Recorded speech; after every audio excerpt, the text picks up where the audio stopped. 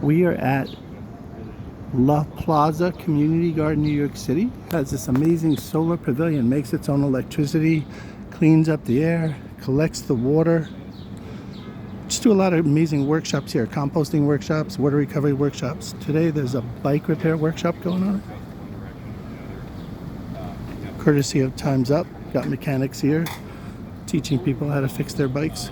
Let's just say there's one more thing I want to point out about your bike specifically, but I also want to just talk about that last adjustment that Lou mentioned. Have you done this?